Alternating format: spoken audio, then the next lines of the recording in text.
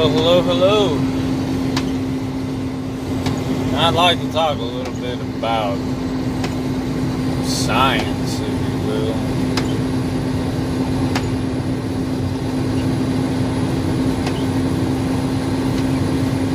People always thought I'd be a scientist, and I kind of thought I would be to a degree, too. I was always experimenting growing up, tearing things apart, trying to put them back together, making all kinds of concoctions or explosives or whatever. Little projects, you could say, on the weekends.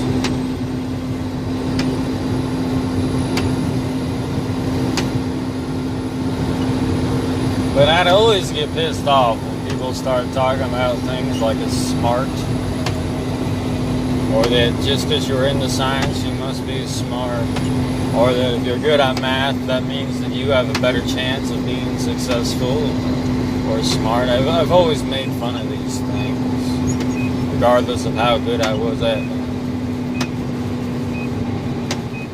The reason is they don't really matter when you're in the real world. They're all part of an agenda.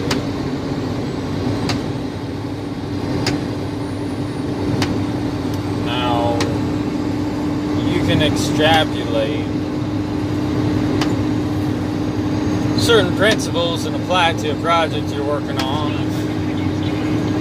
If you're building a trebuchet or something, you can find the length of the arm, which is going to give you the maximal distance. For your projectile, you can find out the weight which would be best, and these types of things. But if you got a brain on you, you can just look at that arm and you can say, right here, you silly fool, you can go spend a half hour doing your calculations, but right here is where you need to cut that thing. Because you can look at the whole thing, you can think, and you can imagine. And the reason why you can do that is why people have developed these laws and this and that. It's not that these laws came down from heaven, it's that people had inklings, they had intuitions, they had understandings, and then they decided to make descriptive language for it. But it's not really a logical process. You know, it's no different than somebody forming an opinion of a stranger, saying, hey, that person's no good, they're a crook, they're a homosexual, they're crazy, their mama beat them. I'm going to avoid that person. It's no different. It's just one thing has a more precise language. But you can take people's faces, put them in computer models, and look for certain traits like the distance between their pupils, the corner of their eyes, how far apart they are, the width of their face, the length of their face. You do these things and you put it into a computer program and they'll get 80% success rate on predicting different things like homosexuality or criminality. It's pretty amazing. So again, is that because it's some big old science, or is that because we're just using our intuition, we're noticing things, and then we're deciding to write it down and make some sense out of it? You know, some abstract sense. But that sense is already there. You know, this is why novelists describe characters in certain ways.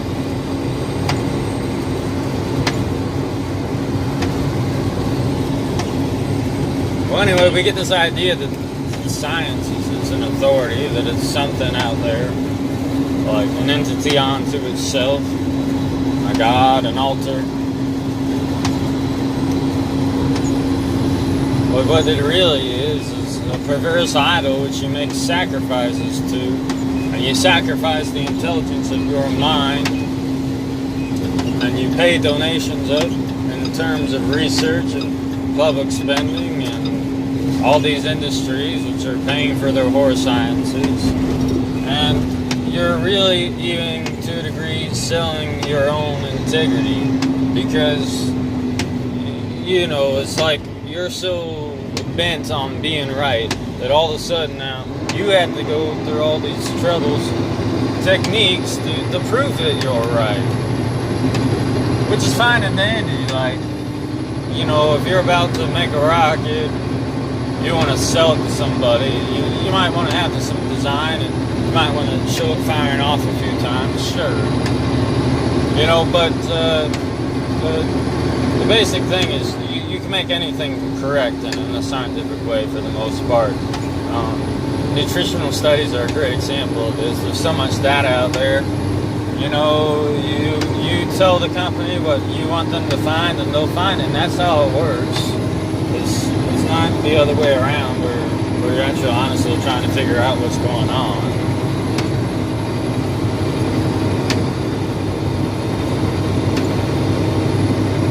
You know, there's some mathematicians that have studied this, and they found like a vast majority of the articles and the studies published out there are simply wrong. Like, they're biased. They can't possibly be right. Like, you have so many being right that they were all right. You know, they might as well all be wrong. You know what I'm saying? Like, of course, he put it in much better terms, but that's pretty much one of the things he found is one of his points. So it just comes down to that, and the same way, like if you're talking about something with someone, a debate topic or this and that, and one guy's using all this jargon and the language, and you know, trying to be all logical, and come off as something, then that doesn't mean that he's more right or less right necessarily. You know, it's just a language, and a lot of people use that as a threshold, and this is how society is controlled. It's like you do have to be a certain amount intelligent to be able to like debate things thoroughly, you know, because you need to know the terms, you need to be able to recognize the form of the argument, how the debate is progression, so you know that what your opponent's doing, and you need to be able to understand the ideas and what's being said or exchanged, and not just look at things at the level of the words. So it does take a form of higher intelligence to be convincing. Okay, and the same thing with the science. Like if you're going to be writing something and convincing people of it, you need to be a little bit smart, but that doesn't mean that you're right. So, you know, you can be a smart idiot, and that's what I see with most of the people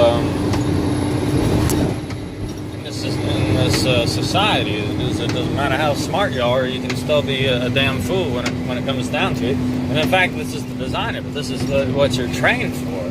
You're pitting out your natural intelligence for a certain specialized, trained type of intelligence, where something is only true if you can sit down and think about it and write it out in some equation and go on with it like that.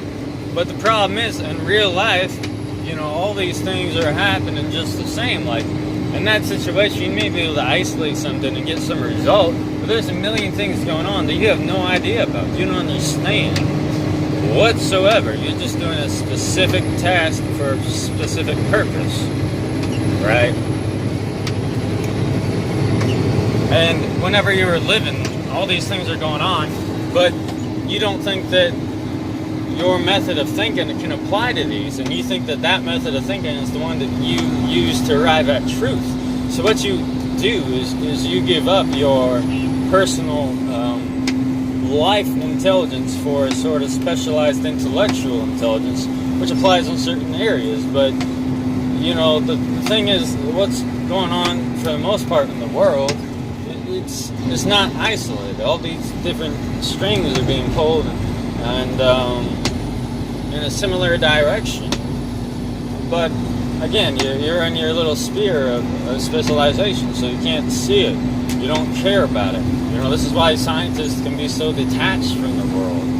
It's because they don't think that all that stuff matters, because they think what matters is like hard science and facts and all this stuff. But they don't realize that that's just a way of talking about things. Like, that's just a preference, which you spend a lot of time like elaborating on.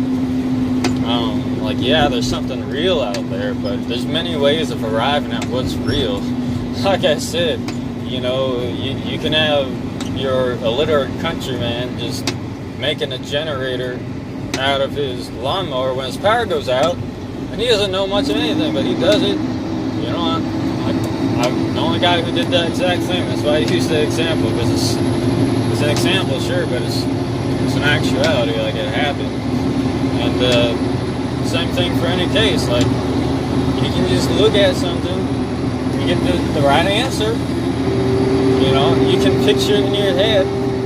Like, I do that sometimes. I did in physics class and stuff, where I would just get the right answer, like, on stupid stuff, like the expansion of metal across the country, the temperature increased and whatever. And, it's not because I'm, like, doing the math or something. It's because I'm just freaking picturing it in my mind. So there's different ways of going about things without even necessarily using the method.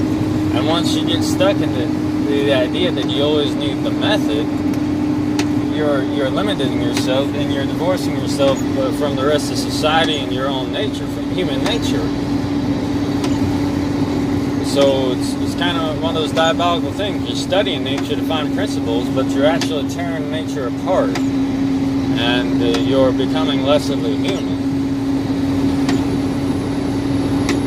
So if you don't see how this applies to society, I guess I'll try to pull it out a little bit more.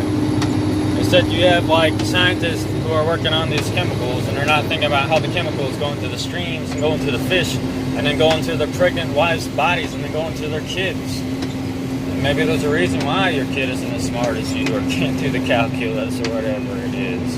Whatever smart, stupid thing you like to do with your time. It's how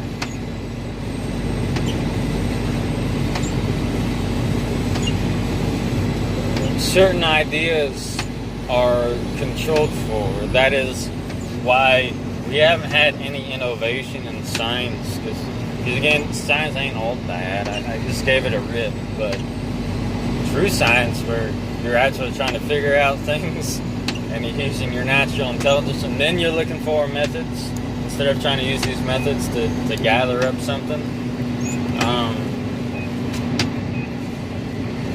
That's pretty much halted since electrical engineering stopped, like in the 1930s. There's, like, good economic reasons for that. Like, if our science was actually advancing anything, it'd be shut down. So we don't really have science.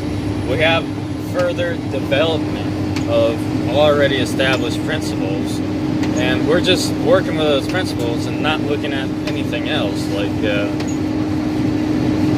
the science for making a smartphone has been around for like 70, 80 years, right? It took us a while to develop it, to refine it, and now we come out with, like, different phones every year, but, like, the theoretical understanding has been there for a long time.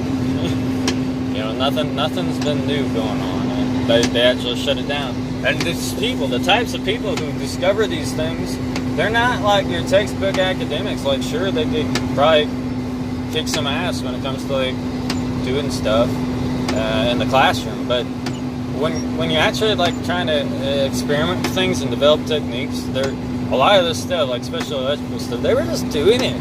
Like, I kind of wonder, like, what's going to happen? Maybe I have this inkling that if I put this here and do this and that, then that will happen. Like, they weren't sitting down with their textbooks and their laws and trying to do whatever. They were just trying to figure out what the heck's going on. And they happened to, because, they're smart and they can do it. They figured it out. But that's how you figure things out. You tinker around, you mess around with things, because you don't know. If you could have principles, and use those to determine things you don't know, you would already know. You see, it's impossible to get innovation and development in that way, because you only have principles based on things you understand. So how are you going to use things you understand to discover things you don't? Some people are like, oh yeah, you can do that, but that's some abstract theory. It's not in practice. In practice, you come across forces you don't understand, you mess around, you get some experience, and then you try to understand them. You begin to formulate ideas, abstractions, which correlate, which represent the reality. And from there you have the progress, you have the development. And then maybe you can sit down and write a letter to a friend about it. Or in other words, like, come up with an equation or some type of language to communicate it with somebody. But that's not what's happening. And again, it's not just the science. I'm talking about every facet of our life. Like, we may have these ideas, our preferences, our political beliefs, but we're no longer actually like trying to do anything about them. We're not like experimenting. We're not saying, oh, well, I think maybe we should all like buy a hog and split it. You know, if we're wanting to save money and we think meat's healthy.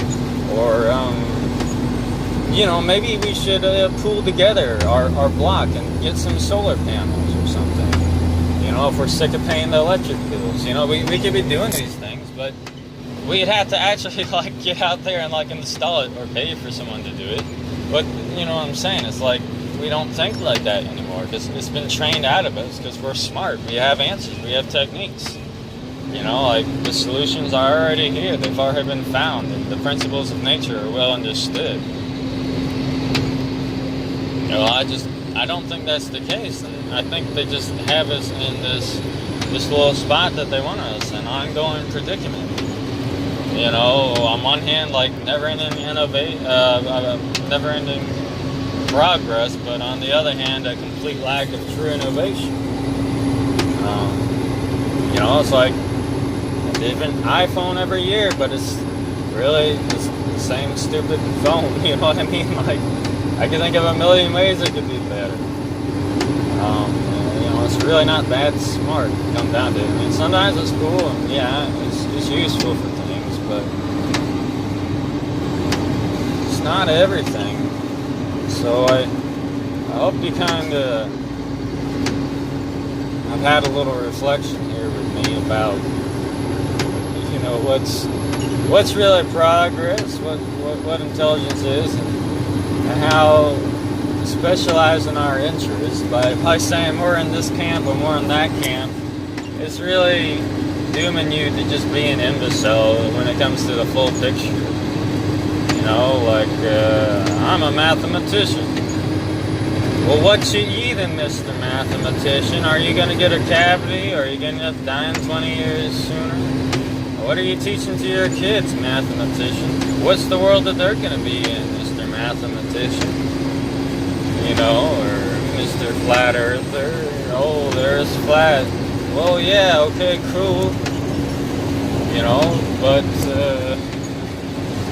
there's a million other things going on in the world too, and I'm not saying that it's not important, but I'm saying if you don't have your eyes open, if you have your horse blinders on, it doesn't matter, and that's why they let us have these things, you know, because they want you to get fixated on it and think it's all important. It's just, it's something else. The thing you shouldn't do is look at the big picture, okay? Because that's the type of thinking that will actually have some effect, which will accrue some type of meaningful change. Otherwise, it's just like an intellectual hobby until the world ends. You know, I'm going to keep whittling my wood while the soldiers are marching towards my country. You know, I'm going to keep painting my picture instead of building my boat when the floodwaters are coming. It's just a waste of time. That's literally, when I think about most nutritional science, it's just, you know, studies or psychological things, or even these big physics nowadays, what they call a physics experiment. It's just people wasting their time and resources. It's all a bunch of bogus, and the only reason you're doing it is because companies are behind it, making money off your lies, your supposed truths, the things about nature you're discovering and proving. You know, it's just money, dog chasing its tail around. You know, and each circle we go around, we lose more energy, vitality, and, you know, if we actually catch our tails, no good anyways, so it's quite a problem.